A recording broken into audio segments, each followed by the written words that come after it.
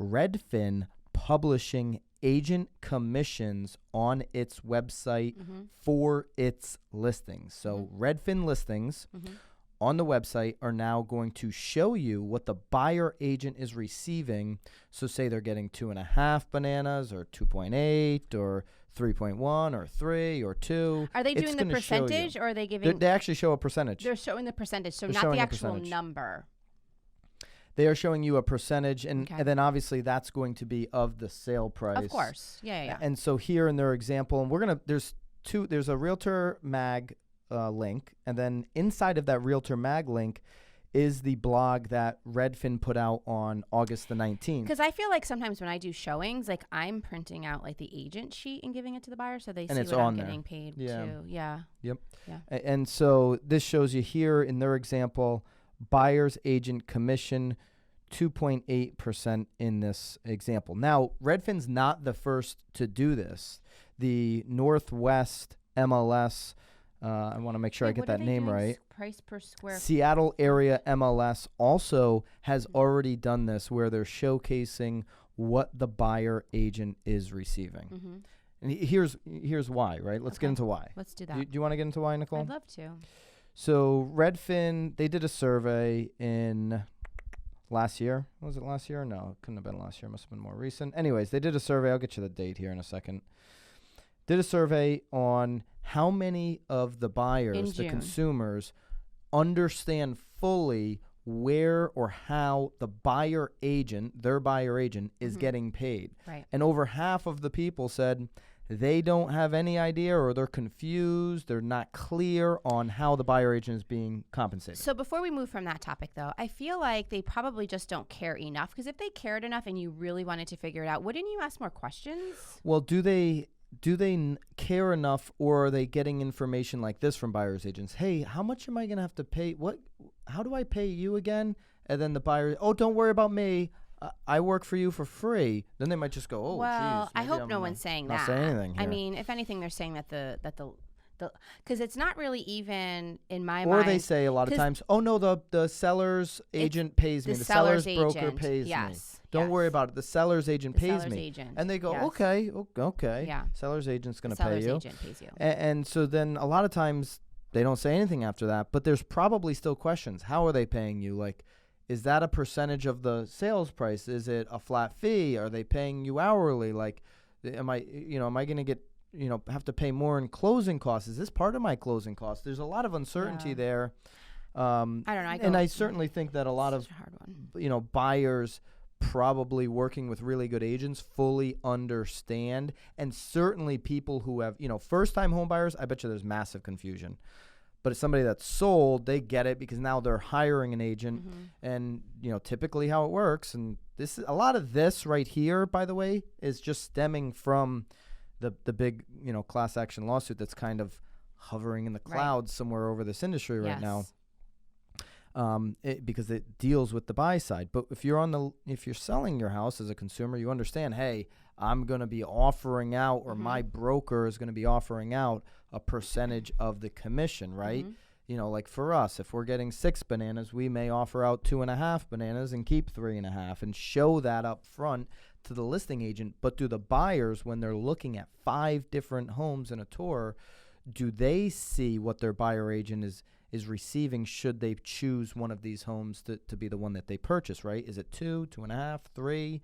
And kind of if you're, to me, I think the transparency around knowing what my buyer agent is going to be receiving from the listing broker is actually important. Here's why. Because if you're somebody who's working with an agent, you're not sophisticated in doing deals, this is maybe going to be your first transaction, and by the way, your biggest transaction of your life, and maybe you're working with an agent that you trust, you hired them, but maybe you don't trust them like you would a family member or a best friend, right? Okay. There's still some uncertainty of like, am I getting screwed here? Right. And if they're really passionate about pushing one house or 2 houses, right? Like when I would work with buyers, I would never push any house. Like, never. I would never sell a house.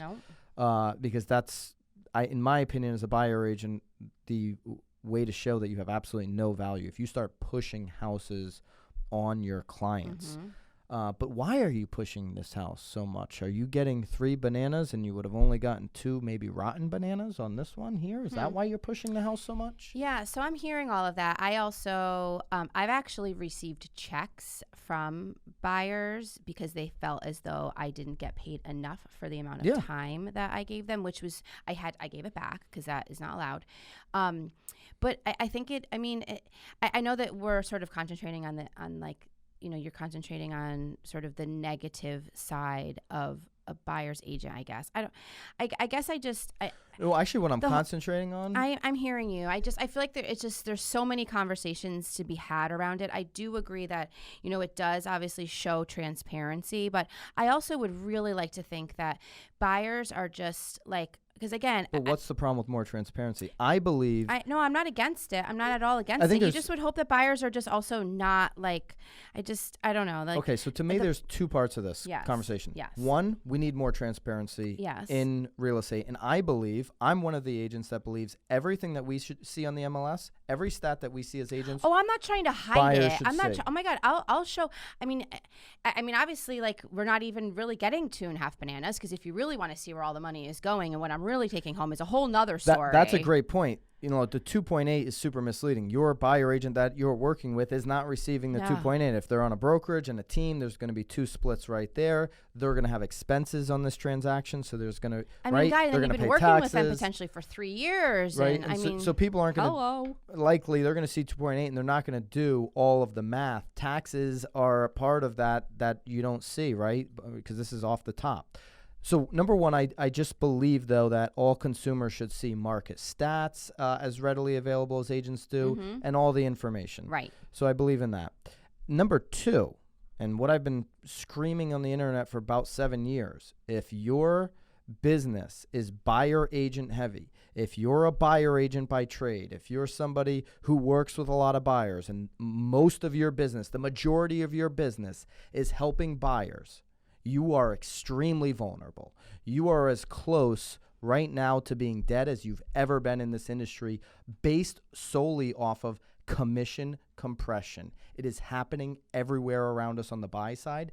And this is just another example because you're now going to get retraded on the services that you're providing because over time, over the next 3 years, you're going to see more and more brokers do this. You're going to see more and more portals, online portals doing this. And your buyer's going to say, listen, I'm $5,000 away. I know you're getting 2.8 on this. Let's make this work. You're telling me you really want me to get this house. Like, hey, and I'm like, I'm sorry, how much do you think I'm actually getting paid that I can cover your $5,000 closing costs? Like, And what this will do over time when there's enough of these conversations of like, hey, my buyer agent is providing this service and they don't want to chip in, I'm just going to go have that conversation with the listing agent. If you're not today becoming a dominant listing agent in whatever market you work in, you're not even going to have the opportunity to negotiate your commission with the clients when they're retrading you. You better start scooping up inventory if you haven't already, because that is absolutely the name of the game.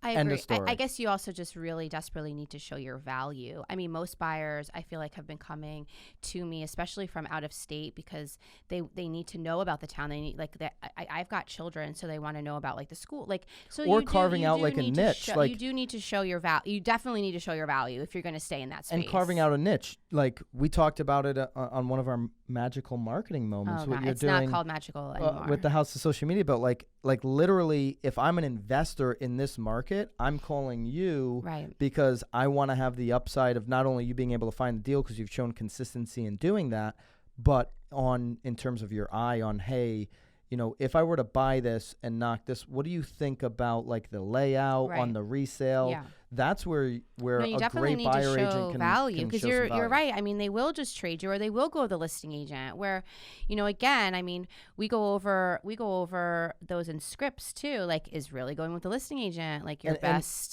bet? I mean, here's the thing: I can come off a little heavy when I say like buyer agents are dead. I just mean 90% of them. Like, I think there'll be some really good, great buyer agents and people that have past clients and clients that call them from out of state and say, hey, go look at these 3 houses. Tell me which one I should buy, and I buy it. I just wanted to make that clear. Of course, 100%. I'm talking general, overall the market.